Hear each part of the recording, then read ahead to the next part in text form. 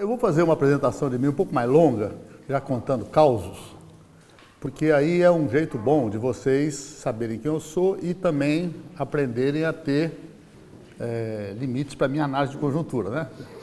Já conhecer um pouco meus defeitos e tal, até onde pode acompanhar o que eu lhe falo ou não. Mas assim, primeiro a emoção de estar aqui com vocês, um trabalho histórico aí de várias décadas, pioneiro e tão importante nessa persistência. A emoção de estar também, né, sempre a convite do Beoso, que está aqui conosco, né, com um espírito, com sua presença viva, e Dom Paulo Evaristo Arnes também, né? Lembro que eu trabalhei aqui neste lugar, clandestinamente, durante uns 2 anos, os últimos 2 anos do Projeto Brasil Nunca Mais. Dom Paulo resolveu fazer a primeira Comissão da Verdade, e formou um grupo em que durante 5 anos eu trabalhei e não podia contar nem na minha casa o que era essa pesquisa. Era um trabalho com direitos humanos. E a gente teve vários lugares, começou lá no Sede Sapiense, com a Madre Cristina. Aí houve um problema, que a gente desconfiou que as forças secretas estavam descobrindo o projeto. Saímos assim, sempre à noite, o caminhão levando toda a papelada, para um outro lugar também. Então, primeiro um escritório de advogado, do Greenhalgh, depois para uma igreja ali nos Jardins, na Alameda Franca, e finalmente viemos para cá, quando já o volume de documentos, né, era perto de 1 milhão de páginas. Então a gente foi ali no seminário, na ala do fundo, então chegava aqui todo dia para esse trabalho, e que é a fase de finalização. Isso foi em 84. E o calendário desse curso preparatório para o curso de verão de janeiro, ele acabou caindo numa armadilha de estar tão perto de uma eleição, e de uma eleição tão chocante, que nem podemos fazer propriamente uma análise de conjuntura. Porque uma análise de conjuntura requeria gastar um pouco de discussão sobre o planeta, sobre economia, sobre a diversidade regional brasileira, e nós vamos ter que conversar sobre eleições, porque imagino que todos aqui estejam, de uma maneira ou outra, envolvidos e sentindo esse impacto que, no meu caso concreto, chega a me provocar dores no corpo. Eu geralmente falo sentado, falo em pé, mas hoje eu vou começar sentado. Quando eu sentir que vocês estão com sono, eu levanto para ficar circulando. Bom, e a minha história é a história de um jovem do interior de São Paulo, São Joaquim da Barra, região de Ribeirão Preto. Meu pai, professor de português, muito brilhante, e que tinha ficado 12 anos num seminário claretiano, e depois decidiu não se ordenar. Um irmão dele se ordenou padre, 3 irmãs missionárias de Jesus crucificado, e 2 delas foram geral da congregação. Só tem uma viva, que é a Vise, que estava no Rio, sempre trabalhando aí na luta dos oprimidos. Então, com essa profunda formação cristã, que me fazia saltar da cama às 5 da manhã, como coroinha, meu irmão e eu, os únicos coroinhas que topavam ajudar o padre na missa das 6 de todos os dias. Naquela época tinha todos os dias, né? Então a gente pulava da cama, ia para a igreja, lá tudo pertinho, missa em latim. A gente acaba decorando a missa em latim com o tempo, inteirinha, né? E depois a gente voltava, tomava café e ia para a escola. Com essa formação cristã, eu tinha 13 anos quando houve o golpe de 64, e meu pai não era propriamente uma pessoa de esquerda. Ele se interessava, gostava muito de Alceu Amoroso Lima, que tinha sido de direita, integralista, mas era um grande nome do humanismo cristão e da crítica ao regime ditatorial, que ele apoiou, né? Então, imagine quantos bolsonaristas hoje não vão estar arrependidos daqui a muito pouco tempo. Aconteceu com o próprio Dom Helder, né? Dom Helder também acabou apoiando o golpe de 64 e depois virou um dos grandes baluartes da resistência. E eu lembro que em 64, no golpe, eu não tinha feito 14 anos, mas já tinha essa certa consciência muito evangélica, do pobre, dos oprimidos, da igualdade. E nas festas dos adultos tinha sempre uma minoria que defendia as reformas de base. O Brizola, a reforma agrária, e eu lembro que me mobilizei muito pela fome das crianças no Nordeste. No Nordeste as crianças morriam de fome. Então, se a gente está num momento de preocupação ou com medo de derrota, nós aqui somos uma geração vitoriosa, porque o que é o Nordeste hoje? O Nordeste é o polo mais avançado que o Brasil tem na consciência política.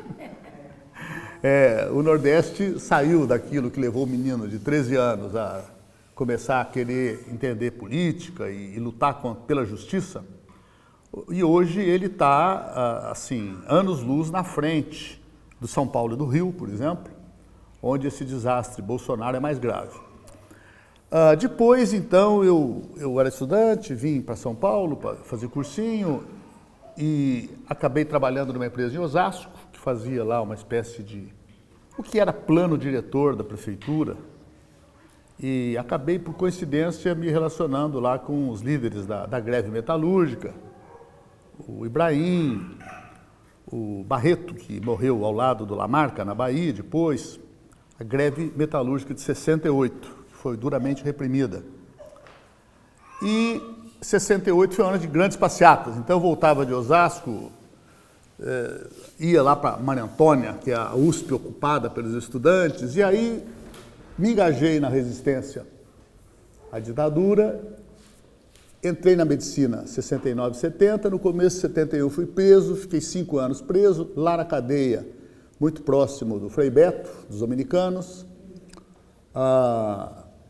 As irmãs, padres e bispos foram muito sempre solidários, o Dom Paulo mesmo tinha acabado de assumir, então ele visita o presídio, denuncia as torturas do Frei Tito, depois do padre Júlio Vittini, aqui na Zona Sul de São Paulo, tantos casos.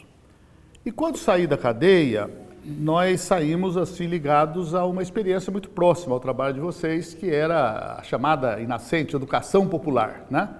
A gente foi se ligando e criamos um grupo de educação popular lá no Sede Sapiense, com o Frei Beto, Pedro Pontual, que vocês conhecem, e vários outros, Paulo Maldos, vários outros.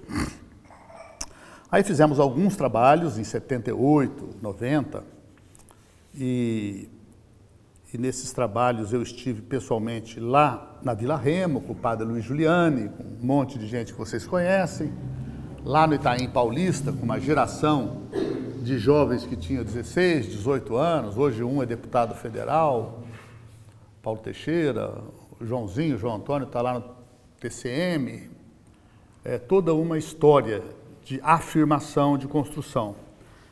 E de 80 a 85, secretamente, eu trabalhei também aqui nesse projeto Brasil Nunca Mais. Fiz faculdade de jornalismo na USP. E todo aquele trabalho de educação popular nos conduziu para a formação da CUT, formação do PT. E no PT, eu desde o primeiro momento, eu trabalho em assessoria à direção nacional, especialmente ao Lula. E nesse vínculo, aprendi muito com ele. Isso, mais tarde, me levou também a um trabalho de formação sindical lá nos metalúrgicos da ABC, onde eu estou até hoje. E no trabalho com o Lula, me levou para ser ministro dos Direitos Humanos, que eu fui durante 5 anos. Quando voltamos, eu fui com ele formar o Instituto Lula, que era o Instituto de Cidadania, que eu tinha sido um dos fundadores e fui presidente. E também fui indicado por ele, depois pela Dilma, para um cargo na OEA, em que eu, durante 4 anos, acabou no ano passado, eu fui membro da Comissão Interamericana de Direitos Humanos. Aí não podia trabalhar Brasil, é uma regra, mas trabalhei a situação aqui geral, especificamente eu fui responsável pelo Paraguai, Argentina, Uruguai, Bolívia e Peru. Passei 4 anos, então, dando mergulho em Nuestra América e nos últimos 2 anos eu assumi um desafio novo. Eu sou presidente da TVT, TV dos Trabalhadores, da Rádio Brasil Atual, que é a batalha das comunicações. Quer dizer, o Lula não estaria preso e a Dilma não estaria empichada se não fosse a Rede Globo fazer como ela fez, do jeito que fez, etc. Tal. Então foi um dos graves erros do nosso período de governo, não ter mexido nisso para que comunidades tivessem suas rádios, né, suas televisões. E fui da coordenação de campanha do Lula em 2002, na campanha dele para deputado federal, constituinte, em 86, mas não estou na coordenação da campanha, embora eu participe de algumas reuniões lá, que a Gleisi chama, faz uma reunião um pouco mais ampla, porque eu estou muito mergulhado agora na coisa da TVT, da Rádio Brasil Atual. Quem é de São Paulo é uma FM 989, importante assistirem, porque ninguém aguenta mais ficar ouvindo Jovem Pan e CBN, coisa golpista, né? E a gente... 989. Começa com o Brasil Sertanejo Atual, das 5 às 7 da manhã, em que o nosso radialista é o único radialista de sertaneja que já vai dando toques de amor ao próximo, solidariedade, né? Não é aquela baboseira do sertanejo universitário da Rede Globo. É a música de raiz mesmo. Depois das 7 às 9 tem o noticiário, depois tem muita música o dia todo, com informes, depois tem outro noticiário à tarde, trouxemos o Zé Trajano para um programa diário de esporte, música e política, e estamos avançando muito, né? Nossa audiência já atinge 500 mil pessoas com regularidade, muitas vezes 1 milhão de pessoas, e no dia da prisão do Lula, 7 de abril, a gente bateu a Globo em audiência. E as nossas imagens foram para a televisão europeia, até para a Globo. A Globo pediu licença para usar a nossa imagem e tal. Bom, então vocês já sabem que vocês têm que dar um desconto aí, porque eu posso fazer uma análise excessivamente lulista, né? Que é um pouco a história, não há imparcialidade. Eu fiz um mestrado em ciência política, e a ciência política é uma tentativa impossível de examinar a política sem tomar lado, né? E tem gente que acredita nisso. Não, que o cientista político ou o jornalista é imparcial. Ora, no mundo dividido, a gente tem opinião sobre tudo, né? O que nós temos é a honestidade de reconhecer isso, enquanto o Merval da Globo ou o Marco Villa acham que não, que eles são os analistas objetivos. A verdade é o que eles dizem, então. Bom, o que aconteceu com o Brasil para a gente chegar nesse momento e dizer assim, que pode ser, não, mas nós temos esperança de virar ainda, podemos ganhar ainda ou não? Podemos. E podemos, eu falo isso não por retórica. Agora, também, todo mundo aqui sabe que para ganhar tem que acontecer, nesses pouquíssimos dias que restam, a cada dia coisas de alta importância, como a denúncia que houve na Folha de São Paulo, espantosa. Eu até coincidentemente conheço a repórter, que é filha de um amigo, companheiro nosso, que é o cara da Revista Brasileira, o Hélio Campos Melo, e a Patrícia também estava em Washington quando eu estava lá na comissão, entrevistava, e fez um impressionante trabalho. Esse trabalho dela, se vocês não viram ainda, preciso de ver, porque ele crava absolutamente, assim, de nulidade a eleição. A eleição está nula, a eleição está fraudada, a eleição tem que ser anulada. Agora, ela vai ser? Né? Ou o Lula foi condenado com provas? Né? Então, o que é o Poder Judiciário? Vocês podem ver aí na internet, artistas, Caetano Veloso, Letícia Sabatella, estão, né, com filmetes assim, Dona Rosa Weber, a senhora vai fazer alguma coisa? Vai fazer alguma coisa? Bom, então eu vou analisar isso para dizer o seguinte, por que é possível? É possível porque eu calculo no chute que a intenção real de voto, com alguma consistência entre os dois candidatos no Brasil, ela deve ser mais ou menos meio a meio. Então, o que mostra que o cenário não é bom em nenhuma hipótese, porque na noite do próximo domingo, nós vamos dormir com 2 resultados possíveis. Um muito preocupante e o outro trágico. O muito preocupante é o melhor resultado, é o Haddad, venceu. Mas por que ele é muito preocupante? Porque vocês vão ver que vai ter quebra-quebra na rua, que eles já saíram falando que é falso, é não sei o quê, já convocaram manifestações. A gente, em vez de ir para Paulista comemorar, nós vamos ter que ficar em casa, porque eles vão para matar, eles vão para agredir, para violentar, né? Segundo, ainda vai ter tudo quanto que é recurso, porque 4 anos atrás, parece que faz um século, o playboyzinho Aécio Neves resolveu pela primeira vez dizer que não aceitava os resultados das eleições. E começou ali o golpe, no dia seguinte da eleição. A Dilma errou muito na hora de formar o governo, botou gente da direita. Então aí foi uma tragédia, que você foi seguindo, até chegar nesse negócio. Na hora que prenderam o Lula, dia 7 de abril, eu lembro que eu voltei para casa, no meu otimismo de sempre, dizendo, bom, agora chegamos no fim do poço, não pode piorar mais. E ó como piorou, e ainda pode piorar mais. Agora, os processos históricos, eles são irreversíveis. Eu já sabia disso, mas lembro, na luta contra a ditadura, começou a haver grandes eventos em que vinha o Casal Dáliga. Se aproveitava a Assembleia Anual, que era sempre em Itaici, e se trazia bispos, 2, 3, para a PUC, enchia, né? O Tuca, vocês devem ter estado, Dom Tomás Balduino, e Marcelo Carvalheira, também esteve preso conosco, antes de ser bispo, era bispo de Guarabira, na Paraíba, e ele fez uma fala muito nesse sentido, que o tema era Puebla, né? Puebla, Medellín, Puebla, os processos históricos são irreversíveis, assim, não existe o Brasil sem Bolsa Família. O Bolsa Família entrou, veio, nem Bolsonaro tira, pelo contrário, o que ele fez agora? Anunciou um 13º, etc. Então, assim, parece que não é nada, mas nesse país escravista, em que a mentalidade da burguesia, da elite, é escravista, e um pequeno conforto que nós temos na eleição, não é nenhuma maravilha, mas está muito fácil de derrotar o Dória em São Paulo, está muito fácil. Né, com todo esse negócio de Bolsonaro, eles estão empatados. Então, eu também não gosto nada desse Márcio França, mas não vou cair em qualquer besteira de anular voto, porque o Dória, ele é um Bolsonaro melhorado ou piorado? Né? Por quê? Porque o tosco do capitão é aquela mentalidade estúpida de um militar, inclusive indisciplinado. Ele foi punido, ele foi excluído da escola superior de aperfeiçoamento de oficiais. Ele esteve preso pelo Exército por indisciplina, né?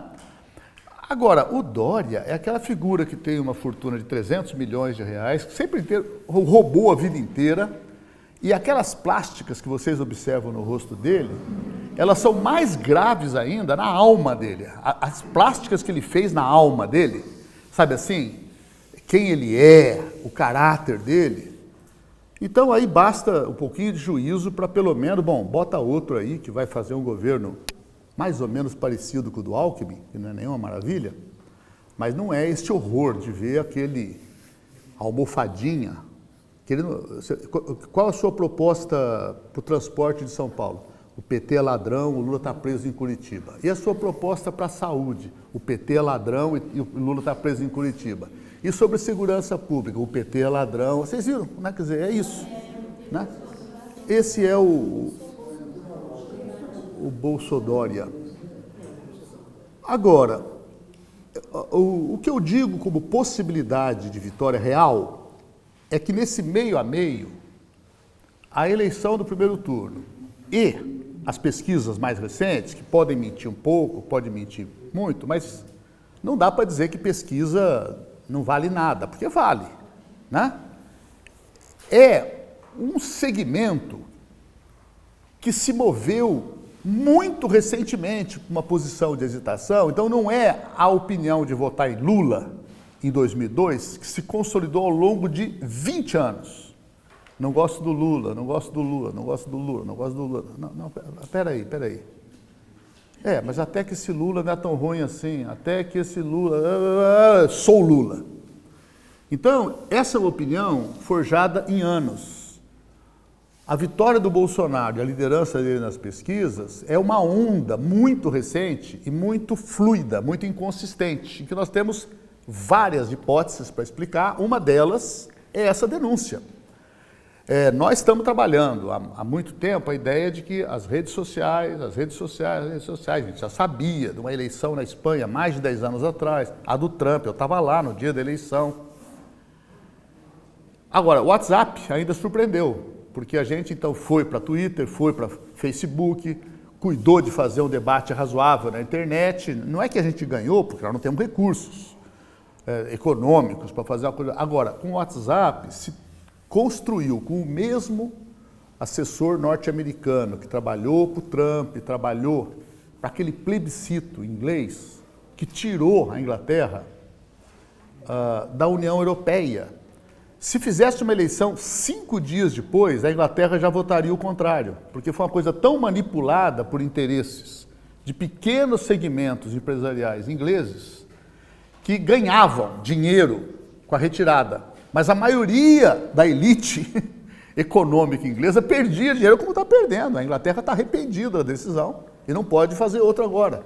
Ainda quis lá pedir trégua para a União Europeia, mas a União Europeia falou, não tem papo, vocês terminam o processo e aí eles vão ter muito menos condição de desenvolvimento econômico fora da União Europeia do que dentro.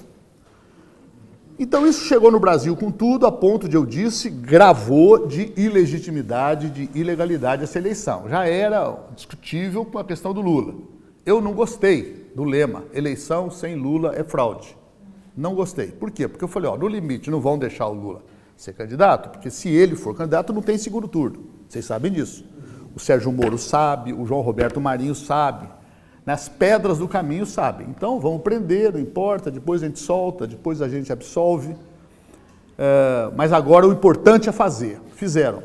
Então, não é fraude, porque a gente não ia ficar fora da eleição. A gente tem que, de qualquer maneira, disputar espaços. Tanto é que conseguimos, com essa enxurrada toda, com o tsunami, eleger a maior bancada. E o PT, 2 anos atrás, ele tinha acabado. Vocês lembram? Acabou o PT. 1 ano atrás ele ia eleger metade da bancada que tinha. E agora ele elegeu a maior bancada. Diminuiu um pouco, é verdade. E, sobretudo, no Nordeste ele se fortalece e provavelmente ganha a eleição no Rio Grande do Norte e em Sergipe. No Rio Grande do Norte, com a Fátima Bezerra, que é uma companheira nossa de luta, senadora atual, e lá em Sergipe com um aliado, mas a vice-governadora é a companheira viúva do Marcelo Beda, que é do PT e que é um mito lá, né? Foi governador, tudo isso. Morreu muito jovem. E ela é um nome, inclusive, para ser governadora daqui a pouco. O que também é bom porque reforça essa emergência da mulher na vida política, para aumentar cada vez mais isso.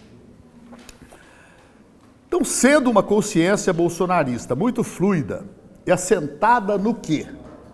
E na minha casa mesmo, eu tenho que fazer, embora eu já esteja sentindo dor no corpo, o trabalho permanente de segurar ali meu time, minha companheira, psicanalista, meus filhos, 4 filhos de 17 a 39 anos,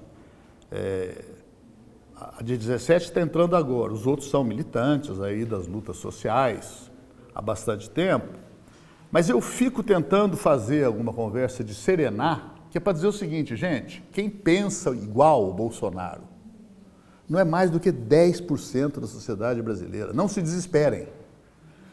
Não tem 10% que defende aquela história do estupro, da tortura, de que imigrante, que é o tema do curso, né, tem que ser não sei o quê. Assim, então não é para cair nesse desespero. Quer dizer, a coisa é grave de qualquer jeito, porque como é que um bandido, um tosco, ele chega num momento como esse a ser votado por gente que, na hora que entender melhor, vai falar, errei mais uma vez no meu voto, né? E é reversível também, porque nesses últimos dias você pode perceber que a Folha de São Paulo toma um alinhamento claramente anti-Bolsonaro, isso não tinha há 10 anos um órgão de imprensa, e a Globo, eu imagino que até entre os irmãos Marinho haja uma divisão. Um prefere o Haddad e outro prefere. Eles não sabem o que fazer. A Miriam Leitão começa a bater boca com o Merval, vocês lembram disso, né? Ela foi... Que não entende que a cabeça do Bolsonaro... E ela também nem percebe, ela é minha amiga, eu conheço filhos dela, tal, ela também não percebe o tanto que ela é responsável por esse monstro, porque era ali que as análises econômicas dela, as análises políticas, não sei o quê, era para criar a besta. Quem é a besta? Quem é o bode expiatório da Bíblia? É o PT. Então, nesse sentido, a irracionalidade do momento é que ela é dirigida contra um monstro. Aqui me permita um pequeno parênteses para contar uma história que eu acho sempre muito importante, e vocês vão concordar comigo, que durante muito tempo nós discutimos no Brasil a política, as ações, etc., sem dar o devido peso ao tema da escravidão no Brasil. Né? Quer dizer, a gente, não, teve lá, né? E mesmo na esquerda, na história do PT, tinha um grupinho. Acho que hoje nós estamos mais atentos para a atualidade da escravidão brasileira. Ela durou 330 anos para o país que tem 500 anos. Então o país ainda é muito mais escravo. E não é como nos Estados Unidos, em que a escravidão foi o fenômeno do sul agrícola, produção de algodão, do Mississippi, né? Quando o dinamismo econômico estava longe, estava lá em Boston, depois em Detroit, lá no Nordeste. Era o sul atrasado, tinha escravidão. Lá em cima não tinha. O país teve uma guerra em 1861, chamada Secessão, que foi vencida pelos anti-escravistas liderados por Abraham Lincoln. Né? 10% da população norte-americana é afro-americana. Cidades como Washington é meio a meio, mas na população geral é 10%. O Brasil é mais de metade. Então o Brasil ele é um país afro. E durante 330 anos o trabalho não tem nenhum valor, porque não tem salário. Eu compro no porto uma peça. Eu compro uma dúzia, 2 dúzias, 3 dúzias. No começo eu tinha direito, inclusive, de matar, como eu posso matar um cavalo. Depois, com o tempo, as primeiras leis de proteção vão nascendo, não pode matar. A tortura era em praça pública, num pau ou numa pedra chamada pelourinho, e era diária, para disciplinar, para castigar quem tentava fugir. E os Estados Unidos têm um grande pensador chamado Thoreau, o sobrenome é francês, mas ele é americano, que pregou um negócio chamado desobediência civil, lá em 1830, 1840. Por que ele pregou a desobediência civil? Não vamos pagar impostos. E eu não vou pagar impostos, ele foi preso por isso, porque ele dizia, porque o Estado que pega esse imposto que eu pago, ele aprova uma lei contra a fuga de escravos. E o escravo tem direito de fugir porque a escravidão é um crime, é uma violência. Então, com essa discussão de uma lei contra a outra, que vocês sabem, o Gandhi pegou, o Luther King pegou, né? Não é fazer a luta armada, a guerrilha, como em Cuba. Não, mas você pegar o seguinte, olha, tem uma lei aí que permite fazer isso, mas tem uma lei maior que não permite torturar. Né? Tem uma lei, na religião você pode dizer, uma lei de Deus. E o discurso do Abraham Lincoln era sempre centrado em Deus. Os grandes discursos dele é falado isso, de que essa nação nasceu 70 anos atrás, sob a bênção de Deus, que nunca imaginou que uma parte dos nossos irmãos fosse violar o seu mandamento, que não permite explorar um irmão, transformar em escravo, etc. tal.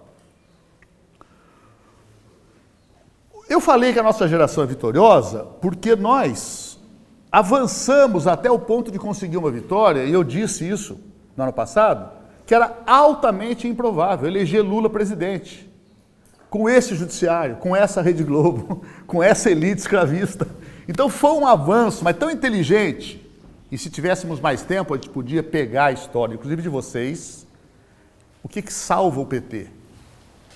Não é a sua direção política. A sua direção política foi para as cordas. Né? A sua direção política, a gente sabe, em grande parte entrou no jogo aí de financiamento de campanha, o Odebrecht quer ajudar, então vamos, não sei o quê, e deu no que deu. Agora, o que salva o PT é que ele é um partido diferente de outros que não tem raízes, não tem enraizamento.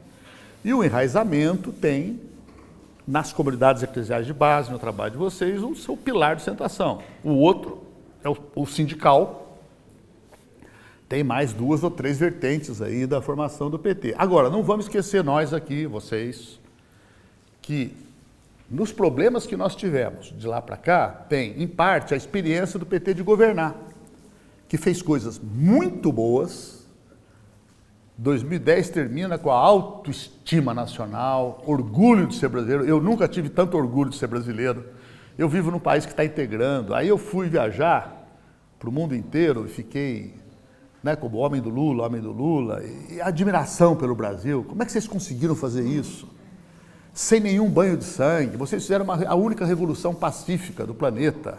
Vocês não sei o quê. E eu ainda começava até com o próprio Lula. Falei, olha, presidente, nós não fizemos tanta coisa aí contra os interesses da elite capitalista. Pelo contrário, eles ganharam dinheiro como nunca, né? Juros. Agora, pelo menos, essa burguesia brasileira está obrigada daqui para frente a tratar o movimento popular com civilidade, porque nós somos um governo moderado, estendemos a mão, dialogamos, fizemos tudo junto, e eles vão retribuir também, como na Europa, em que existe a opressão capitalista, mas não é essa coisa selvagem. Bolsonaro, Dória e todos os seus apoiadores, do Edir Macedo, a Globo, né? Mesmo com essa hesitação dela nesse momento, ela está mandando emissário lá para falar com o Bolsonaro. Se o Bolsonaro fizer um sinalzinho para a Globo, ela fica quieta. Mas se ele endurecer na linha que ele prometeu para o Edir Macedo, que é fazer a Record comprar a Globo, levar a Globo à falência, né? Aí pode ser que, por razões estritamente econômicas, a Globo vire democrata nessa última semana. Né? Então ela vai falar, opa, peraí, deixa eu experimentar esse xarope aí chamado democracia. Quem sabe vai curar minha tosse, né? A campanha do PT, nesses últimos dias, ela partiu para fazer o que ela tem de fazer, que é o seguinte: pelo andar da carruagem, perderemos. Então vamos reverter. Então você pode ver que as chamadas são a tortura, aquela peça da Melinha torturada, né? Essa coisa da arma, armamento, o filho. Então isso vai ficar.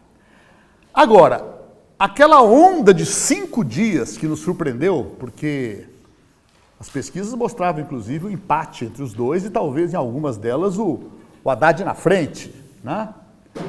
O que aconteceu foi que houve uma articulação no domingo, anterior à eleição, muito bem feita. Nas igrejas evangélicas, a Record na frente, mas outras também. E aí não é, infelizmente, os evangélicos. Um tal de Dom Orani recebeu o Facínora para abençoar o caminho dele. E aí não vamos também tapar o sol com a peneira ou fechar os nossos olhos. O Pio XI fez a mesma coisa com Mussolini na Itália. Não brigou contra o fascismo, etc. O Dom Orani é de São José do Rio Pardo, eu visitei-o, ele estava lá em Belém do Pará, eu era ministro, fui lá falar com ele, conversamos sobre Rio Pardo. Recebe o Bolsonaro.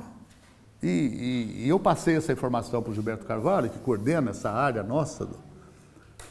Com um dia eu falei, preciso fazer alguma coisa, preciso criar um escândalo aí na igreja para não deixar ou obrigar a receber no mesmo dia o outro. Não se fez nada. Ou se tentou. Ele já tinha mandado 2 padres dele visitar o Bolsonaro do Einstein, aqui em São Paulo. Então é grave, é muito grave. Ou seja, o que aconteceu com a teologia da libertação, com vocês aqui, o ataque do amigo Ratzinger, antes e já como Papa, né? Foi quebrando. Não, depois ele até que teve um gesto de dignidade, quando abre o caminho aí para a chegada do Francisco, etc. Foi embora, né? Hã? O gesto bom dele foi sair. Podia ter ficado lá até o final, mas teve uma coisa interessante. E isso, essa doença que está dentro da igreja também, não é eu que estou falando, é Francisco que falou. A cúria romana é um câncer, ele chamou de câncer. Ele podia usar uma palavra mais moderada, não podia? Chamou de câncer, né? Então, aí é aquilo, né? Quer dizer, das palavras, da escritura, da mensagem de Jesus, cada um faz o que quer. Leva para um lado, leva para o outro. E essas máquinas de ganhar dinheiro, o Edir Macedo, gente, não sei se vocês viram. O Edir Macedo, ele tem um apartamento em Miami, que é uma estupidez, que é o primeiro prédio do mundo em que tem elevador para automóvel. Eu, quando li a matéria, eu achei legal, porque eu falei, puxa, ele entra, né, no elevador, na garagem, sobe para o apartamento dele, desce, já vai para o banheiro, toma banho, janta, acorda de manhã, escova o dente, entra no carro e já sai. Não, por razão de segurança, não pode descer dentro do carro, como quando você vai no ferry boat, você não pode ficar dentro do carro para atravessar a balsa. Então, para que ter um elevador de carro? Você entendeu o que é ter dinheiro e que as pessoas não sabem mais onde gastar? Então, sabe para quê? Para eu dormir perto do meu carro, da minha Ferrari, sabe, abraçadinho nela. O Edir Macedo, ele tem um apartamento nesse prédio. E tem milhares, milhões de seguidores que dão seu dízimo. Agora há pouco, lá um metalúrgico, que é evangélico, é da igreja dele, aqui de Pindamonhangaba, da CUT, me contou, ele falou, olha, no ano passado nós conseguimos o PLR, participação de lucros e resultados, lá na empresa, de R$10 mil. E um colega meu falou, não, mil é para a igreja. Não faça isso, cara. Pega uma pessoa pobre na rua, é ou não é? Dá uma coisa para ela, faz uma outra coisa. Não, tem que entregar. E para quem? Para um cara que compra esse tipo de apartamento. Mas o dinheiro, esse apartamento deve custar 10 milhões de dólares, 30 milhões de reais, 40 quase. Agora, o cara só compra um apartamento desse se ele tem 10 vezes mais, 20 vezes mais. Então é isso, em nome de Deus, em nome de Jesus, em nome da fé do bispo, né? Isso levou o Martinho Lutero, em 1500 e pouco, a fazer a primeira manifestação de rebeldia. Já tinha havido outras ali, 300 anos antes, no sul da França, uma região que eu visitei, albigenses, cátaros que chama, né? Assim, é um bispo que começou a dizer o seguinte, olha, Roma está mergulhada nos tesouros e na luxúria, porque tinha escândalos sexuais, etc. Tal, né? Está na hora de voltar à palavra de Jesus e seguir, e nós aqui vamos seguir com uma vida simples, com uma vida de disciplina, evangelho. O Papa ficou 10 anos convencendo o rei francês a fazer uma cruzada, até que finalmente fez, né? E foram lá e massacraram como heresia. E a palavra heresia, na origem, ela quer dizer escolha, opção. Ou seja, você não pode escolher entre dois. Isso foi 1200 e pouco, então 300 anos antes da reforma. A campanha do Haddad está fazendo isso agora. Hoje tem um evento de mulheres que foi um evento espetacular no sábado anterior à eleição. Só que houve uma coincidência com essa armação, que já estava articuladinha, para domingo ser um dia de esforço nas igrejas evangélicas do Brasil inteiro, de 4, 5, 6 confissões diferentes, não é só universal, com essa coisa de WhatsApp, que deixou para fazer na última hora. E essa semana ia acontecer assim um massacre, que ia derrubar mais ainda a votação. Agora, a denúncia, felizmente, dá uma barrada, caiu um monte o WhatsApp. Ontem entrou, impressionante, a minha mulher recebeu, este grupo é um grupo do PT, etc. Tal. Mentira, tudo armação, olha que coisa diabólica. Nós botamos porque você é do PT e tal. Então isso tudo está documentado. A eleição foi fraudada por crimes de internet. Ela criou. E fizeram o quê com as mentiras? Pegaram uma outra mulher que teve, sim, eu não achei bom, mas é um movimento de mulheres, meninas, jovenzinhas com seios de fora. Com essa cabeça que tem, entendeu? Não, a liberdade, sabe? Não tiveram a compreensão de que esse tipo de coisa se presta, né? Casais gays que estão lutando aí pelo reconhecimento. De repente, um casal gay vai lá para o bom do MASP e fica dando amassos públicos. Tem de entender que choca muito e dificulta muito o avanço da consciência de entender que, olha, isso também é um direito, não tem que ser tratado como pecado, etc. Tal. Agora, as pessoas não têm essa visão. O que eles fizeram? Pegaram algumas fotos disso, transformaram em milhões de mensagens, e aí com a mentira, pegaram a marcha das mulheres na Ucrânia, todas com seios de fora, e falaram, olha aí a marcha na Vida Paulista, era lá na Ucrânia, só aquelas mulheres loiras, né? Não tem nada de Brasil ali naquela foto. E aí, no domingo, fizeram um ato também no Brasil inteiro, ali, onde perto eu moro, na Paulista, o filho do Bolsonaro falando, as mulheres de direita são mais bonitas do que as de esquerda e elas não defecam na rua, né? Filho do Bolsonaro, sabe? Quer dizer, é essa a mentalidade que tem. Então, essa semana, vocês até já adaptaram o horário daqui, é uma semana que se funcionar essas denúncias, você conseguir quebrar, a apuração pode ser surpreendente, né? Então pode vir uma nova onda, uma onda democrática, uma onda, peraí, realmente e tal. Agora, vai depender de algumas coisas como essa mesmo.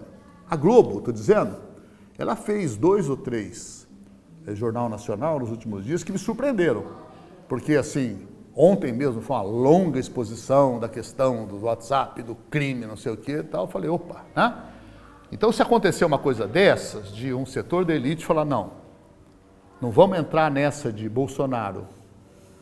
E também, quando eu digo que a vitória do Haddad, ela é muito mais um alívio do que uma alegria, porque o quadro vai continuar ruim de qualquer jeito. Vão contestar, vão começar a aparecer processos contra ele. Olha, na campanha dele para prefeito, o João Santana declarou que pagou não sei quantos milhões.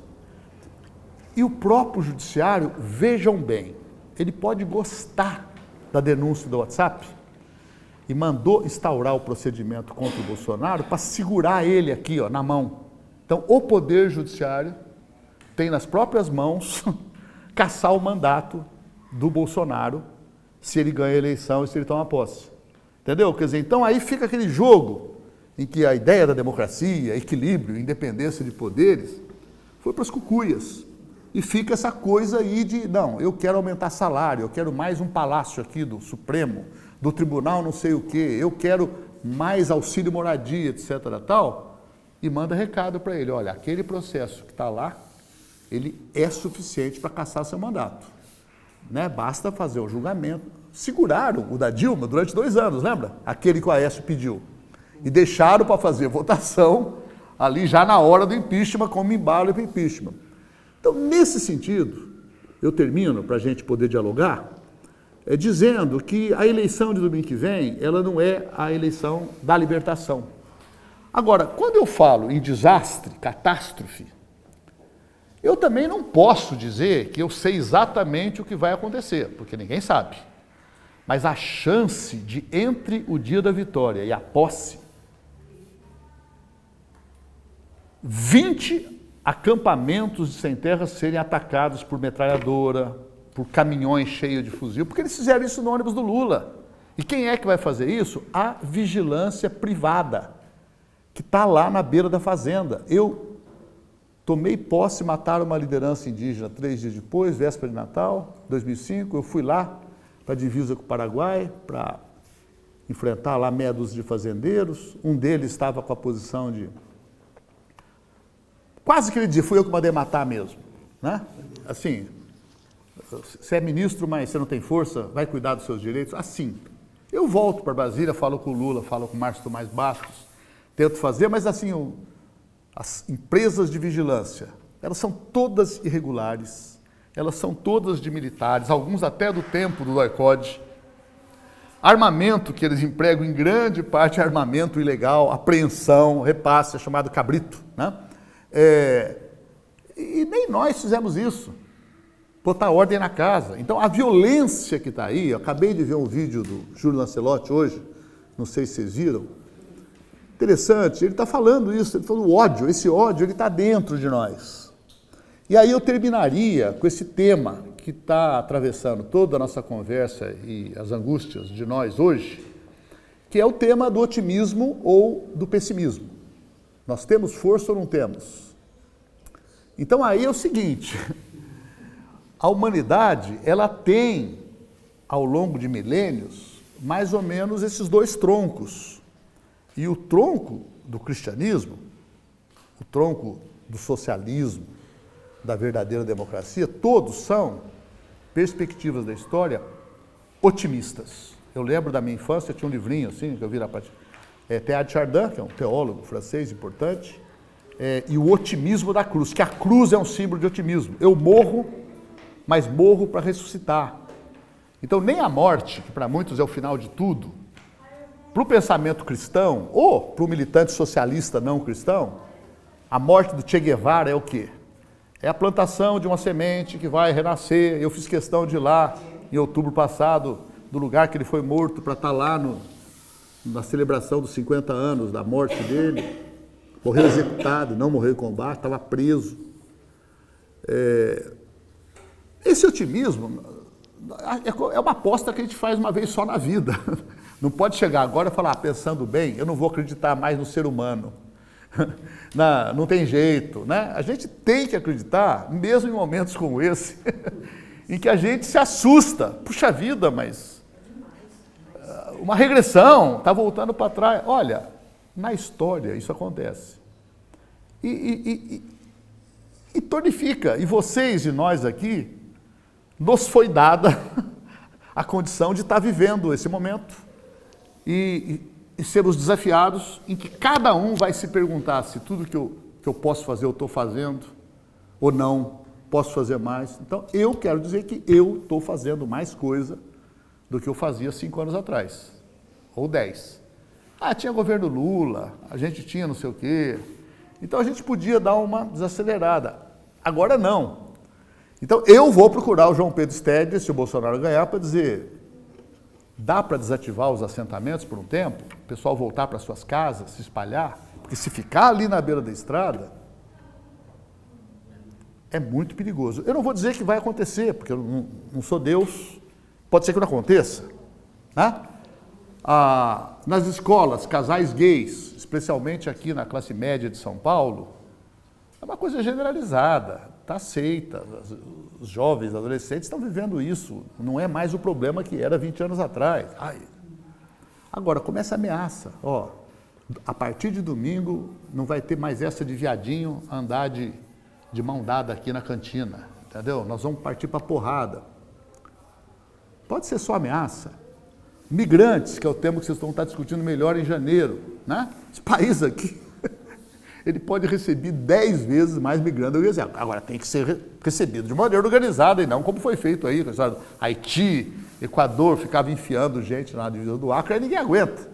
Né? O Estado não tem estrutura para isso. Agora, organiza isso. Eles iam para trabalhos aqui, na Perdigão, que não tinha trabalhador brasileiro mais acatando. Era salário mínimo.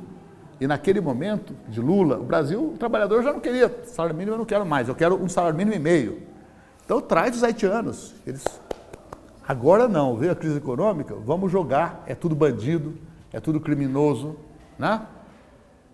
E ao trabalhar com essa história do petista bode expiatório, você está trabalhando com um tema que é milenar. É milenar. O bode expiatório é uma necessidade da humanidade de jogar toda a sua culpa num inimigo que eu crio na minha cabeça. Ele existe, adversário, mas eu transformo num monstro. Eu termino contando uma parábola de um filme muito importante, que quem puder ver, um documentário, chamado Eu Não Sou o Seu Negro. É do escritor norte-americano importante, negro, chamado James Baldwin, também gay. Em certo momento ele não aguentou os Estados Unidos mais, foi para a França, ganhou muito dinheiro com seus livros. Ele fez um filme agora, Eu Não Sou o Seu Negro, em que é um documentário, inclusive com belíssimas imagens que ele tinha.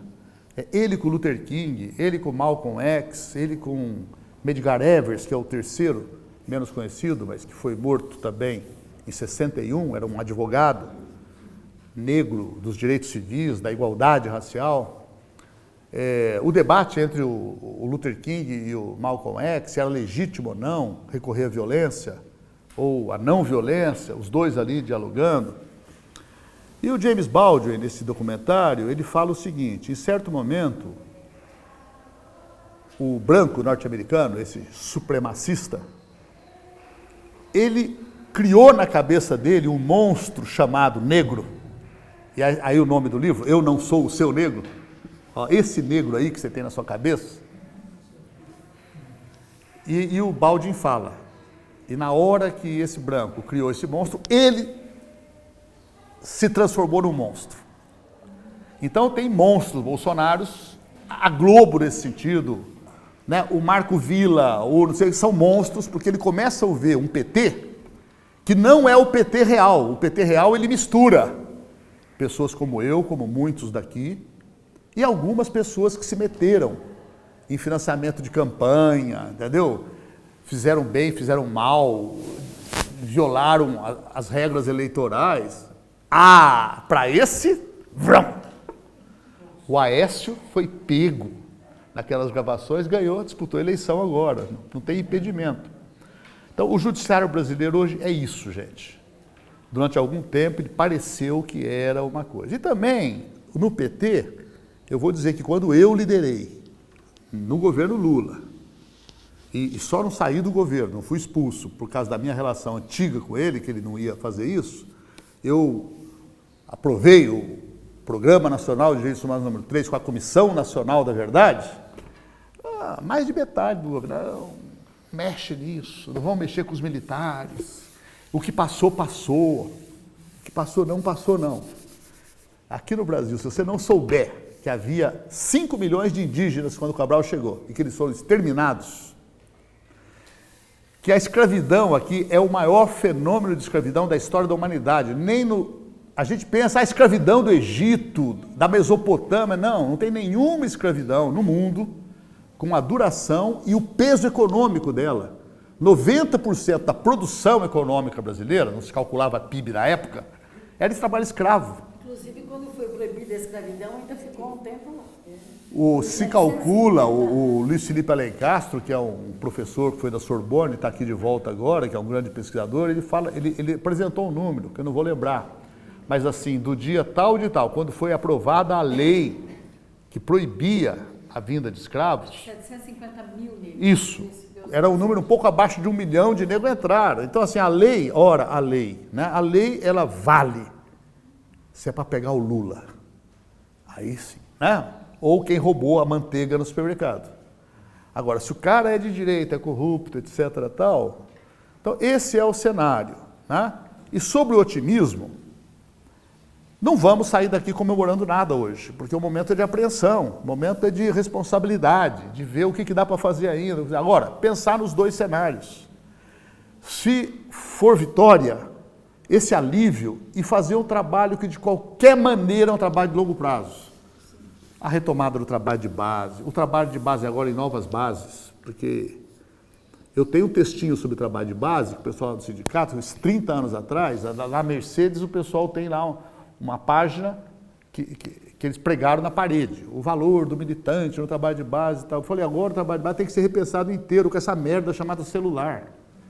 Né? Quer dizer, o trabalho de base agora, se eu falar, vou fazer um trabalho de base e não tem celular, eu dancei. Acabou meu trabalho de base, é coisa de outra era.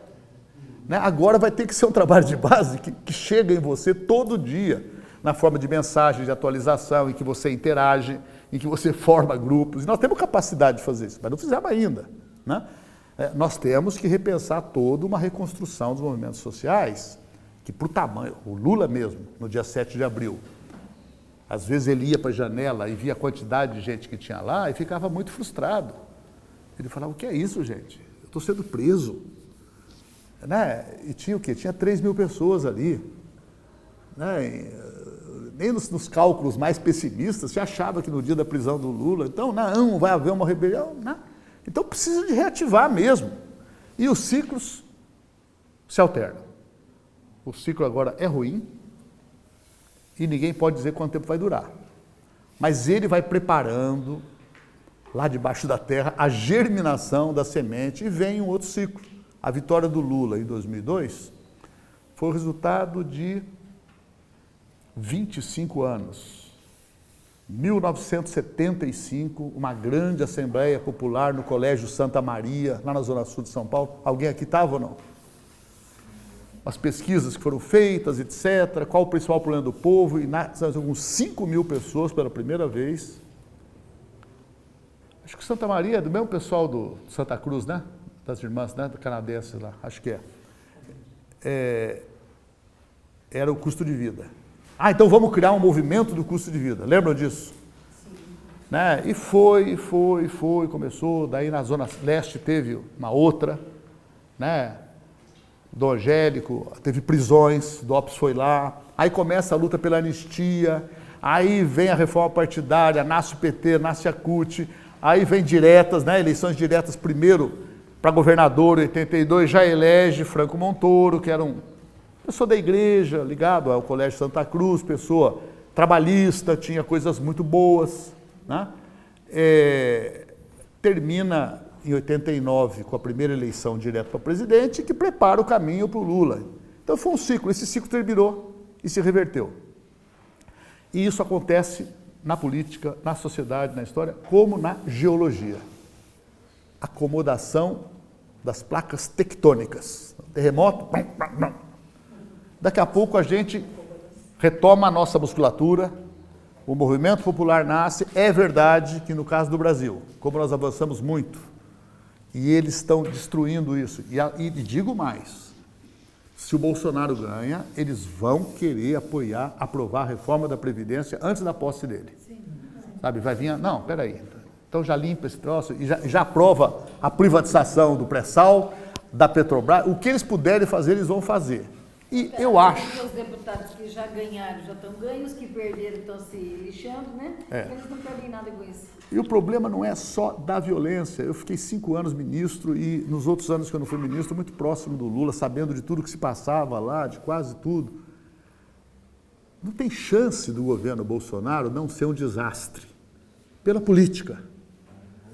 A política é o oposto. Olha, gente, eu atribuo aqui, muito entre nós, parte do fracasso da Dilma, a falta de habilidade política dela, a falta de gosto dela pelas questões da política. Ela é mulher da luta, sabe, do direito, da dignidade, mas a política é outra coisa. A política é você ter capacidade de conversar o dia inteiro com todo mundo. Com o cara que é um bandido, mas que ele vem ali em nome da sociedade, não sei o quê, você senta, pois não, vou tentar ver o que eu posso fazer aqui, se é possível, se não é. Se você não faz isso, o Bolsonaro odeia a política. Ele nunca na vida, mas nem no exército, ele foi capaz de ter uma disciplina. Né? Então, assim, segundo, essa escória que está chegando lá, o tal de PSL, isso não é partido. Gente, quem está no partido, como eu, desde a fundação, sabe a trabalheira, o horror que é se organizar um partido. Agora, você junta 50 pessoas que não sabem. Vocês perguntar o que quer dizer PSL, metade não vai. Se elegeu o deputado não sabe. Se o S é de saúde, se o L é de libertação, partido do socialismo com liberdade. Então, assim, agora, esse é o desastre menor. E aí, se a gente... tá bom, então a gente impeacha ele. Pô, mas que maravilha, né? Então a gente vai viver de impeachment em impeachment agora. Né? E cadê a democracia? Cadê aquele aprendizado social e tal? Então eu termino aqui para a gente conversar e vocês não precisam de perguntar coisas para mim. Se quiserem perguntar, se eu souber, eu respondo. Mas vocês podem falar, completar a minha análise, eventualmente fazer ajuste em alguma coisa que eu falei que vocês não concordam. O PT abandonou o trabalho de base, não abandonou, até que ponto, etc. Tal. Bom, acho que abandonou no sentido que é a crítica do Frei Beto, que eu não concordo com tudo que ele fala, do Lula, do governo, mas nisso tem razão. Quer dizer, a questão de você estar no governo, aproveitar estar no governo para triplicar.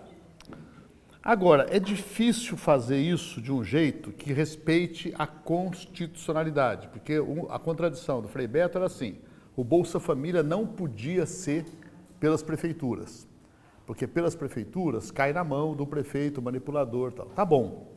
Agora, Frei Beto, e se não é pelas prefeituras, é com quem? Aí ele vai responder, mas cai no seguinte, é com os meus amigos, com a turma do Movimento Popular, com a nossa turma. E aí você começa a enveredar pelo tema Venezuela, porque se essa opção desse certo, a Venezuela estava uma maravilha.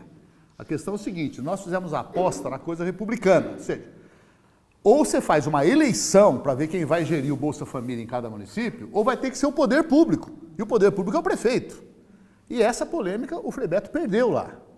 Então ele tinha razão na preocupação dele com o trabalho de base, ele já falei isso para ele, mas não tinha razão na visão de que não, tem que ser... Não, eu não posso, como poder republicano, pegar a turma da CUT, do PT, do PSB, do PCdoB, das comunidades de base, e esse grupo distribuir o Bolsa Família. Porque daria problemas tão graves quanto esse problema que deu, de que municípios, eleitoralismo, etc. Tal. Agora, é a primeira experiência consistente de uma esquerda no Brasil governar. Quem nunca comeu melado quando come? Ou a gente não aprende a andar sem cair, levar muito tombo. Né? A gente aprende a nadar nadando. Então o aprendizado é muito importante. E nesse aprendizado, eu fui uma pessoa que fui para o governo, sem querer ir, pedindo para não ir. Fui para ficar 1 ano, ele foi me segurando lá, fiquei 5, com graves consequências na minha vida familiar, etc. Tal. O tempo todo eu mantinha uma visão crítica de que, olha, isso aqui é o poder, e o poder tem um vulto demoníaco também. E tem, sabe assim? A maçaneta, vai ter alguém para abrir a porta para você. Sabe? Hora de ir embora, ministro, hora de ir embora, sabe? Cai na minha mão um cartão de embarque, então eu não precisei de ligar para a companhia aérea, para ver preço de passagem. Então, cara, você vivendo no poder em diferentes graus, eu era ministro, mas tinha ali mais umas 20 pessoas comigo que tinham alguns recursos privilegiados. Então, você só enfrenta isso se você tiver uma discussão permanente, falando, olha, isso aqui é um problema, isso aqui é não sei o quê. O partido chamar a militância para dizer, ó, o governo, não é porque é governo, tem a caneta, que deixa de estar, isso nós não fizemos, nós fizemos muito pouco. Então aí chegou ao ponto de na hora da eleição, mas eu para contratar o Duda Mendonça ou o João Santana, eu preciso de milhões. Então até que essa campanha agora, ela tem uma coisa boa desse horror. Qual a coisa boa que ela tem? O poder econômico deu uma Isso eu fui para Brasília semana passada, falei com meia dúzia de deputados reeleitos, falei, como é que foi isso? Falaram, olha, a minha campanha custou 1 milhão e eu enfrentei adversários de outros partidos que fizeram campanha de 3 milhões. Mas na anterior, a minha foi de 1.800.000 e as dos caras era de 10. E vocês perceberam isso na papelada, vocês perceberam isso no cabo eleitoral da avenida, né? Deu uma... No PT nasceu o mercado de emprego. Um candidato ia falar com seu velho companheiro petista e o petista falava assim, e qual é a ajuda de custo que você está dando? E ele falou, não, eu vou dar R$2.000. Quer dizer, para a pessoa ficar 2 meses, 3 meses trabalhando só na campanha. Daí fala, mas fulano já me ofereceu 5. Fulano do PT também. Então, claro, né, você deixou a coisa ir para um negócio que ia ter consequências como teve. Trabalho de base com o WhatsApp, eu também vou precisar aprender melhor, estou aprendendo agora. Eu quero dizer que eu uso o WhatsApp faz poucos meses. E descobri uma maravilha agora, vocês perceberam, né? Quer dizer, para minha vida era um horror o telefone. Porque o telefone toca o tempo todo e eu não posso atender, não tenho como atender. Agora eu gravo a mensagem. Eu quero falar com alguém, olha, eu estou gravando porque você atende na hora que você quiser e responde na hora que você puder. Né? Então aí você está numa reunião, daí eu gravo lá, tem amigo meu que grava 10 minutos. Eu cuido de gravar em menos de 1, né? Eu estou ligando para dizer isso, etc. Tal. Bom, então nós precisaríamos de mergulhar, e eu vou dizer isso, avançar mais no problema. Quando eu falei, eu não fiz retórica não, eu contei para vocês que eu tenho uma caçula de quase 18 e um primeiro filho de 39. Eu brinco dizendo que entre a caçula e os outros 3, são 2 humanidades diferentes. Eu falo assim, são 2 humanidades. E isso está ligado lá àqueles textos do Marx, que falava que a subjetividade humana, as ideias, estão ligadas aos meios técnicos. O ser humano da caverna, ele tem uma forma de amar, uma forma de se relacionar, geralmente com o porrete na mão, lembra? Porque tudo era fera, né? Não sei se já viram um filminho chamado A Guerra do Fogo. O terror era ficar sem fogo. Né? Quer dizer, então, quando de repente apagava o fogo da fogueira no meio da neve, assim, todo mundo caía em pranto, porque ia morrer todo mundo. Né? Até aprender a dominar o fogo, ia buscar o fogo lá longe, ou não tinha fósforo, né? Ou esperar um raio, e na hora que o raio põe fogo, você pega uma tocha e não deixa essa tocha morrer mais. Esse é um ser humano. Depois, aquele que descobriu a agricultura, descobriu que tinha um grãozinho desse tamanhozinho assim, escondido, que você pegasse ele, né? Assasse, esmagasse, depois juntasse com água, dava um negócio chamado pão. Né? Isso é uma bela... Toda vez que eu como pão, eu gosto muito de pão, eu lembro disso. Né? Como é que a humanidade descobre, com tanta planta, que esse negócio aqui pode fazer um negócio chamado pão? Né?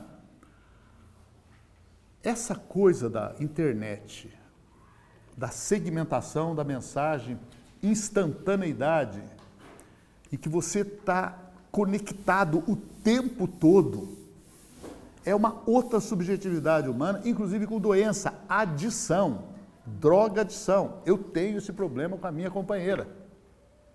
Assim, a gente deita na cama, assim, na maioria das vezes ela pega o Facebook e está respondendo mensagens com a desculpa de que é paciente, não sei o quê. Não é, é adição isso, como álcool, cocaína, cigarro.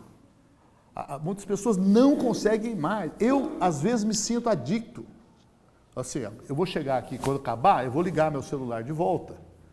Porque, assim, é como se eu não pudesse ficar mais 1 hora, 2. Se me permitir, a minha falando dessa lição, a minha filha teve neném e essa geração, essa questão da humanidade que você fala, a gente, quando dava mamar, a gente estava num cantinho dando mamar com a maior concentração. A minha filha dá mamar para o filho dela, com o celular e o Facebook, e o notebook aqui. E aí o nenê sai do peito um pouco, ela fala, filho, você vai mamar ou não vai? Então, é uma doença. E agora, nessa eleição, mais uma vez, já estava meio claro, porque assim, eu quando vejo o ódio que tem na internet, eu também desconfio de que esse ódio não é tão assim.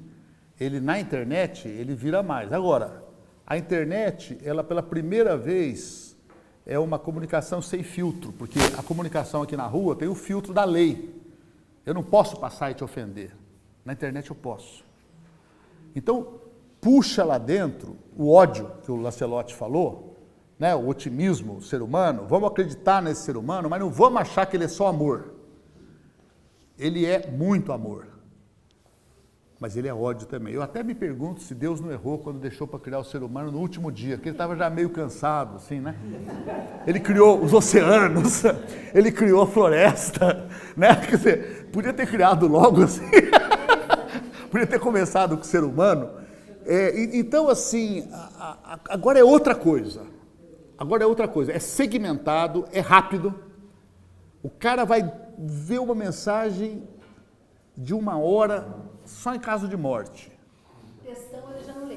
10 horas, 10 minutos já é muito difícil, 5, então nós temos que nos adaptar. E o trabalho de base, ele tem que ter isso aqui, mergulhos, um dia inteiro, 3 dias, cursos, aquela coisa de ir, como vocês fazem, volta, modifica as pessoas, fazer os cursos com a mesma equipe que volta e que durante o período se compromete a ler tais coisas. Agora, com esse bichinho sendo um orientador, um atualizador diário de informações, de emergência, e nós não sabemos usar, gente. Eu estou horrorizado, assim. Eu abro, agora, vai ter quase 100 mensagens. Eu abro, assim, dos mais amigos, dos mais conhecidos, as pessoas repassam coisas que são, obviamente, contra nós. Para alguns eu ainda ligo, eu falo, Pedrão, não faça isso, cara. Não, mas por quê? Porque isso é fajuto, isso é do Bolsonaro. Então a loucura está nisso também. Gente assim experiente, Gente com a minha idade, com 30, 40 anos de militância, pega aquilo e é como se assim, ele está na mão, ele precisa de repassar logo. Então, primeiro, o que eu repasso, o que eu não repasso? O que eu repasso, o que eu não repasso? Tomar coisa assim, vai, denuncia. Você não manda para 3 grupos, das quais as mesmas pessoas fazem parte, ainda manda no individual. Então, assim, nesse sentido, a humanidade vai ter que fazer isso. Alguma coisa começa a acontecer. Por exemplo, o WhatsApp bloqueou 50 mil, 100 mil celulares dessa denúncia. Já é alguma coisa. Daqui a pouco desbloqueia. Está lá o filho do Bolsonaro reclamando. Cadê a liberdade de imprensa que o PT sempre defendeu? Tive bloqueado, coitado, olha eu aqui, né? Então eu acho que o trabalho de base ele precisa de passar por isso. Não no sentido de abandonar a leitura, o bom e velho livro, filmes, reuniões, seminários, estudos e tal. Agora, fazer de alguma maneira isso também passar pelo bichinho. A minha filha dessa humanidade nova, às 6 da manhã, eu acordo para ir para a escola, como eu fiz com os outros. Vou lá fazer um Nescau para ela e volto dali 15 minutos. Ela está na cama com o Facebook. Então a pessoa acorda, faz assim e começa a conversar. Então, comunicação para essa pessoa é outra coisa. As pessoas se comunicam o tempo todo e atravessam a Avenida Paulista com o semáforo aberto para os carros. Então, a pessoa passa em cima de você. Eu aqui, 68 anos, não, tem que ter cuidado com os mais velhos. Não tem isso. O cara vem, bah! Você fala, o que é isso? É o celular. No trânsito, a pessoa põe a mão aqui em cima, diminui a marcha, começa a fazer meio assim, mas ela está digitando a mensagem de resposta. Encosta o carro, para ali e responde, depois segue. Então, e agora o ódio, a ferramenta do ódio. Então, eu acho que vão nascer regras regulamentadoras, mas não nasceram ainda, não vão nascer até impossível reverter esse processo até o dia da eleição. Agora, vamos chamar a nossa base para todo mundo ir fazer e não fugir do diálogo. Não é porque o sobrinho é Bolsonaro, você olha, última mensagem, não vote numa pessoa que defende botar armas na mão de todos e numa criança de 3 anos, conforme está aqui nesse vídeo que você vai ver agora, aquela coisa do... Vamos matar os petralhas aqui do Acre, né? Eu acho isso.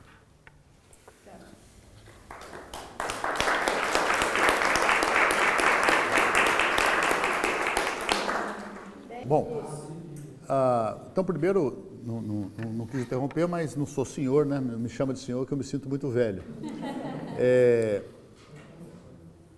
E ela já é mais velha. A Rosa Weber é uma pequena tragédia também, porque a Rosa Weber ela é uma indicação da Dilma, que veio pelo ex-marido dela, o Carlos Araújo, que foi meu companheiro de cela, presídio, torturado, tudo isso.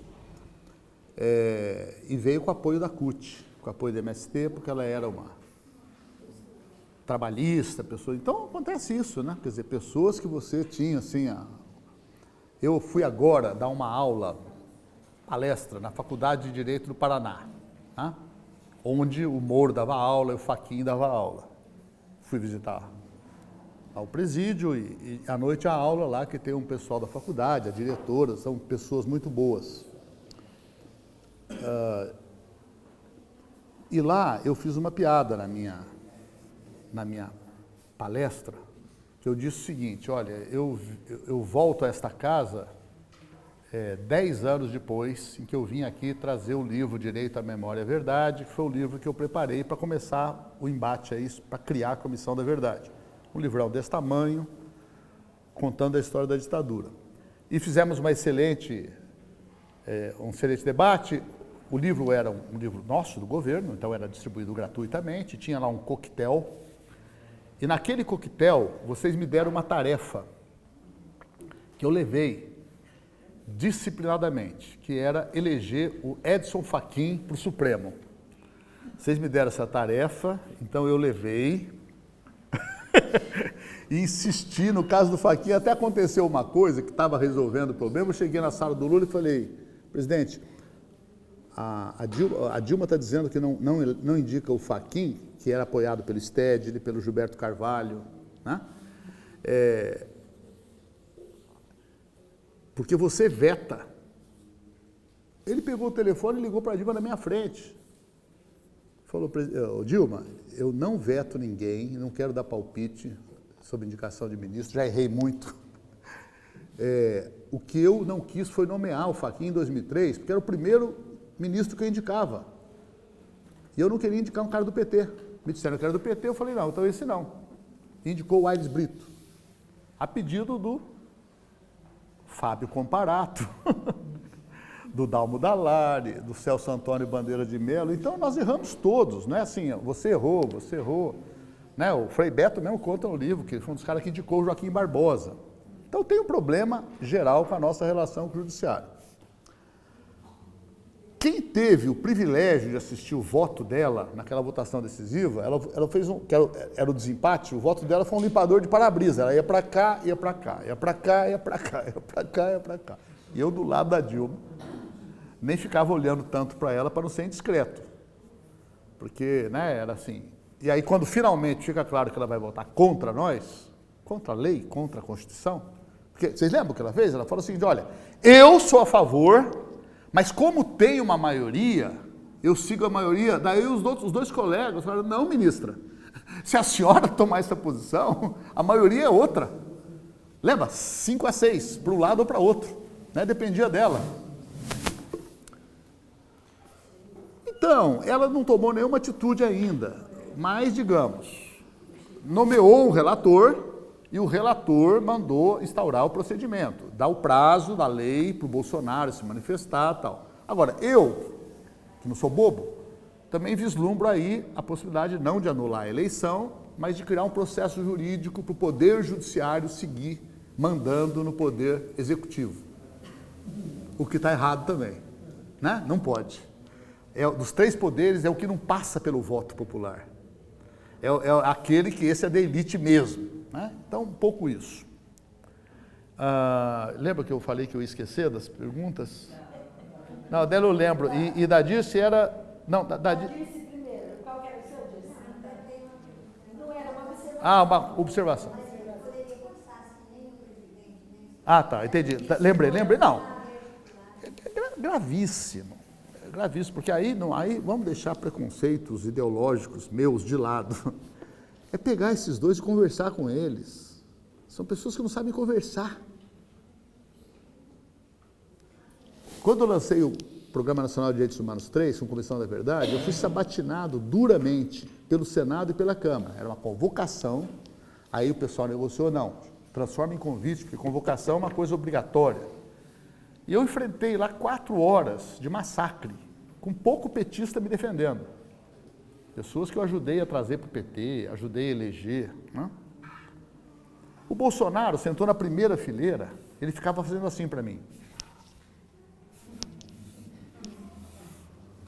Coisa de doente mental. Eu era um ministro, ele é um deputado, sabe assim? Ele ficava fazendo assim. Uma hora eu saí para atender a imprensa, para atender a imprensa, saí por aqui, ele sai pela outra porta berrando, e estavam todos os jornalistas lá, porque era um assunto do momento, tal, o Globo, todas as câmeras de televisão lá, ele sai gritando, o Vanuc fugiu, cadê o Vanuc? Eu quero torturar ele, eu quero torturar o Vanuc, eu quero torturar o Vanuc.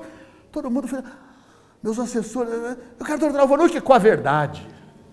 Eu quero torturar o Vanuc com a verdade. Entendeu? Ele é essa pessoa. Só o detalhe, estava o Eduardo Cunha lá. E eu fiz o jogo. Eu ouvi tudo que eles disseram. Todos, inclusive, senhor deputado Bolsonaro, deputado Eduardo Cunha. Eu recebo a sua avaliação, registro importante, mas quero dizer que existe uma outra visão também, que está na Constituição brasileira, que está na Declaração Universal dos Direitos Humanos, né? Eu, como ministro, preciso trabalhar com a opinião do Legislativo, que é fundamental, mas também preciso de trabalhar, é um pouco por aí. Vieram me cumprimentar, os adversários, não, isso foi muito bem, ótimo e tal. O Eduardo Cunha ainda fez o seguinte, ele traz lá de fora, lá do fundo da sala, ele vem para cá para me entregar um livro com um cara. Falou, olha, o senhor não acredita em ex-gay. E está aqui um ex-gay da minha igreja, que nós curamos, e ele escreveu esse livro. Escreveu esse livro. Recebi o livro, né? Na minha resposta eu falei, deputado, agradeço o livro, mas quero dizer que nós, ministro de Direitos Humanos, não entra numa discussão de se pode ter gay, ex-gay. É uma matéria que não... A nossa competência é dizer que a Constituição estabelece que não pode haver preconceito, discriminação de nenhum tipo, por diferença de classe social, gênero, né, etnia. É isso, a resposta lá do figurino, né? E esses dois são um horror. E pior, os dois já não se bicam, os dois já não conversam.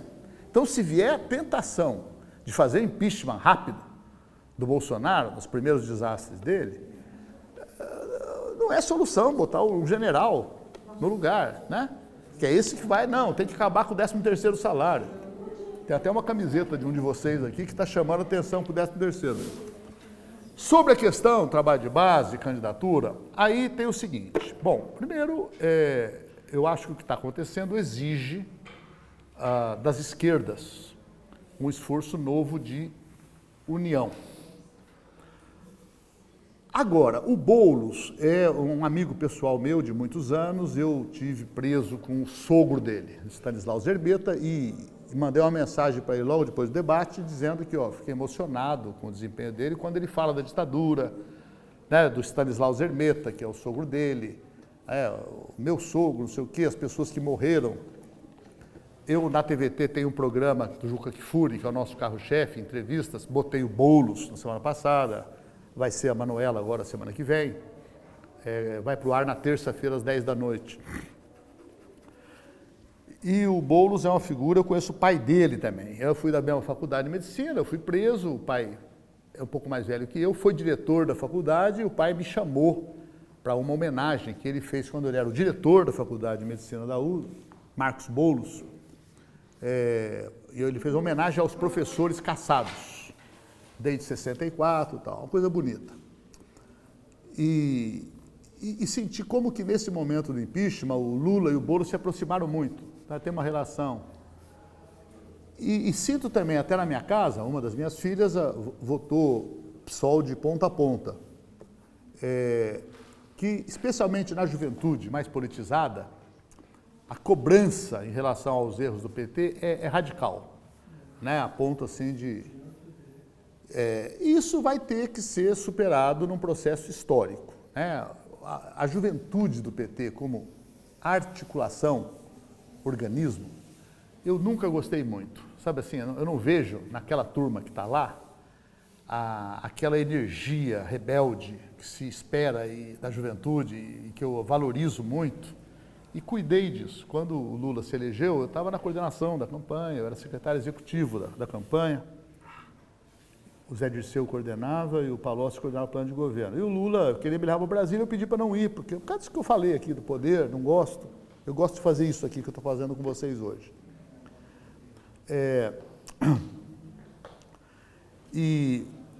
E nesse processo, o Lula queria, eu falei, não, presidente, e nós temos que terminar o projeto Juventude, que ele falou durante anos, que tinha que ter uma proposta para a juventude. Não, tínhamos feito. Fizemos Fome Zero, fizemos Segurança Pública. Daí ele, não, tá bom, então você fica aí mais um ano. Eu acabei ficando mais 3, virei presidente do Instituto e fizemos um projeto de juventude. Então eu trabalhei 1 ano e meio com esse tema e eu coloco centralidade nesse tema da transmissão de geração. Quer dizer, você vai para as reuniões do PT, né, os jovens escasseiam, né? Você vai numa reunião do PSOL, juventude, isso está dado. A solução disso pode ser também um esforço de aliança frentista. Por exemplo, no Uruguai, a Frente Ampla tem partidos diferentes, mas o candidato é escolhido por um arranjo. E no Chile é mais ainda, porque lá é chamado concertação. É a democracia cristã, que ajudou a derrubar o Salvador Allende. Ela e os socialistas e comunistas compõem e se alternam. cada candidato a presidente, a Michelle Bachelet, socialista. O seguinte é democrata cristão. Porque se não fizer isso, o pinochetismo tem maioria, como agora tem lá, com o Pinheira. Então, a esquerda vai ter que aprender isso, o PT tem que se rejuvenescer, ele tem que fazer essa autocrítica. E também há uma crise do sistema partido. Das minhas primeiras divergências com a Marina, ainda no governo, minha amiga de muitos anos, quando ela começa a defender que não precisava de ter partido para ser candidato. Eu falei, Marina, se não precisar de ter partido, você vai eleger só bispo da igreja, evangélica, metodista, vai eleger radialista, vai eleger apresentador de televisão. É o partido que junta coletivos, um programa, e cria a sua lista. Então, nas democracias modernas, o partido... mas o partido tem uma burocracia que domina, é um problema. Todos os partidos têm esse perigo, mas é um mal menor do que o outro. Acabou o partido, acabou a ideia, que é um pouco isso aqui. Vamos ver as opiniões, né? A média de opiniões, vamos votar. A minoria hoje pode virar maioria amanhã. Vamos divergir, mas dentro do acordo de unidade de ação. Então nós vamos ter que aprender muito por isso. Agora, por último, a equação do PT era muito complicada, porque o Lula, ele era um candidato que expressa uma vontade popular muito maior do que a do Bolsonaro. O Bolsonaro é um acidente que se formou, e o Lula não. E com o Lula candidato, o Lula não teria segundo turno, de longe. Então, claro que eu podia fazer uma análise assim, então, como não vão deixar o Lula ser candidato, deixa eu fazer uma aliança. E aí viria menos com o Boulos, viria mais com o Ciro, com o argumento de que o Boulos está começando agora, é muito jovem, ou é muito radical, né? Já é um problema que tem com o PT. O PT é muito radical, é comunista, é chavista. O PSOL é a esquerda do PT, e para ganhar a eleição, você precisa dialogar com o chamado centro, né? Você tem que dialogar com o chamado centro para dar maioria. Com o Ciro havia, mas você falava assim, bom, primeiro, o Lula está sendo condenado, sem prova, para não ser candidato. Então eu tenho que manter a candidatura Lula até o último minuto do terceiro tempo, da prorrogação, e fazer isso. E havia desacordo dentro do PT. Agora, o Lula chamou e pediu para o Ciro ser vice. E se ele fosse vice, ele era o candidato, né? Como a Manu, que era vice para ser vice. O Ciro era um vice, como a Haddad foi. E o Ciro não topou, porque avaliou também que era a hora dele. E eu sou testemunha pessoal, mais do que ninguém no mundo, de que o Lula queria Eduardo Campos para presidente da República depois da Dilma. E quando começou a haver a briga do Eduardo Campos com a Dilma, eu falei para o Sérgio Rezende, que é o ex-ministro de Ciência e Tecnologia, professor universitário em Recife, muito amigo do Eduardo, eu falei, Sérgio, você e eu vamos fazer uma aliança para não deixar o Eduardo e o Lula se afastarem. O Lula quer ele como presidente. No mandato seguinte, o Lula não queria PT no governo o tempo todo. Ele sabia disso. O Lula não queria voltar a governar. Eu sei o mandato que eu fiz. Se o Pelé tivesse sabido a hora de parar,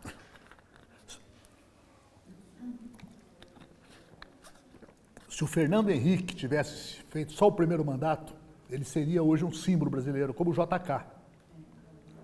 O JK teve problemas, o Getúlio Vargas mais ainda, mas ficaram. E o Lula falou, eu não quero voltar a governar para fazer um governo pior do que eu fiz. Então ele tinha essa aposta. E também sentia que não podia ficar PT, PT, PT, porque um partido não governa. Cria desvios dentro do PT, sectarismo, né? Partidarismo, aparelhismo. Então, a tua pergunta é uma pergunta importante, mas a resposta está em aberto, né? Uma resposta. Agora, o PT abrir mão da candidatura Lula era uma traição até pessoal para ele, porque você ia falar, o cara lidera, está preso. Você não. E segundo, fazer a operação, ele indicou o candidato melhor que ele tinha na mão para o segundo turno, que é o Fernando Haddad, que tem um jeitinho meio tucano também, né? Ele tem um lado assim, né? Né? Então, nessa hora é melhor do que vir o Vicentinho como candidato, ou o Luiz Marinho, sabe? Sindicalista do ABC, né? Lutador, não. Vem lá um professor universitário, casado há 30 anos com a mesma mulher, não sei o quê, professor universitário. Então, nesse sentido, a escolha do Lula vai por aí. Ele até preferia o Jacques Wagner, porque o Jacques é um campeão de voto, ganhou eleições inacreditáveis, ganhou de novo agora na Bahia, fez o ACM desistir de ser candidato, de medo.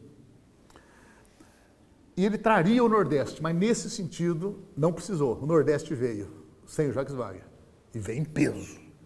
Veio de uma maneira emocionante, né? O Brasil pode se orgulhar do Nordeste brasileiro. Tem nordestino aqui ou não? 2, 3, 4, pouca. Obrigado, gente, e sucesso aí no seminário. Ela quer saber, ela quer uma perguntinha aí. Diante da ausência do Bolsonaro nos debates, não pode ser o Haddad sozinho? Nós estamos pressionando, inclusive na TVT, veio ontem uma proposta lá do meu diretor lá, vamos na quinta-feira à noite fazer um debate na TVT. Vamos fazer na TVT. Aí não sei o que, tal, chama os dois e ele não vem e faz só com a Haddad. Como a Record fez Eu falei, olha, é uma boa ideia, porém, a campanha do Haddad vai insistir com a Globo até o último minuto para ela manter o debate da quinta-feira só com ele. Porque se acontecer isso, e ele tiver 10 minutos para falar na Globo, que o outro é um fujão, que o outro não veio para o debate, você sabe, a maioria esmagadora apontou que quer debate. Se ele não veio para o debate, porque ele sabia que ele não tinha argumento, ele está mentindo, você pode criar um efeito. Isso nós vamos ter que trabalhar no dia a dia até a última hora. E esperar que o nosso ato de hoje no Brasil inteiro, especialmente das mulheres, seja maior do que o que eles vão fazer amanhã. Eu comecei com o tempo, eu falei, bom, só falta hoje estar chuvoso e amanhã um sol esplendoroso. Bom, o sol veio, vou torcer para amanhã estar uma chuva.